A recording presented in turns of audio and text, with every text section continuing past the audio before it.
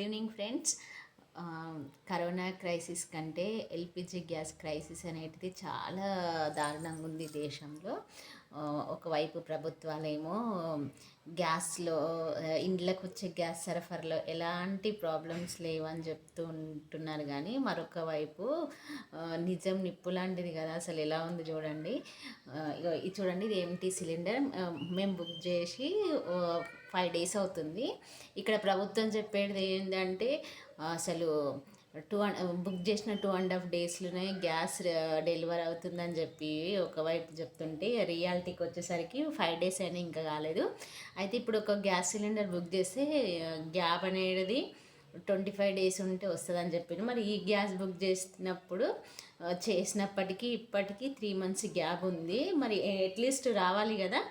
ఇది పరిస్థితి అండి. పాపం ఇది మా ఫ్రెండ్ వాళ్ళది, మాది కూడా కాదు. అయితే మా ఫ్రెండ్ వాళ్ళకి సింగిల్ బుడ్డే ఉంది.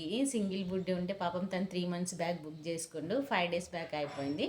అయిపోతే ఇప్పుడు బుక్ చేసినాక కూడా ఇంత 3 months గ్యాప్ ఉన్నా కానీ ఇంకా డెలివరీ అయితే లేదు పాపం. ఇంకా మేము పైగా ఉండేది పక్క రాష్ట్రంలో. ఇక్కడ మళ్ళా కనీసం ఊర్లో ఉన్నా కానీ కట్టెలపై మీద వండుకోవడానికి ఛాన్స్ ఉంటుండేనేమో సొంత ఇంట్లో ఉంటే, కానీ ఇక్కడ తెలుసు అసలు ఇప్పుడు గ్యాస్ లేక ఇండక్షన్ స్టవ్ ఉందామని షాప్కి వెళ్తే అక్కడ ఉన్న రేట్ని త్రిబుల్ చబుల్ చేసి పెట్టారు. కనీసం కొనుకొచ్చుకొని వండుకుందామన్నా కానీ అది out of stock. So situation అంటే కరోనా కంటే దారుణంగా ఉంది అసలు లైఫ్. అసలు ఇవి ఇరాన్ ఇజ్రాయెల్ యుద్ధం ఏమో కానీ అసలు మనుషులు అనే వాళ్ళకి ఎంత ఎఫెక్ట్ పడుతుంది అనేది అనుభవిస్తున్నాం.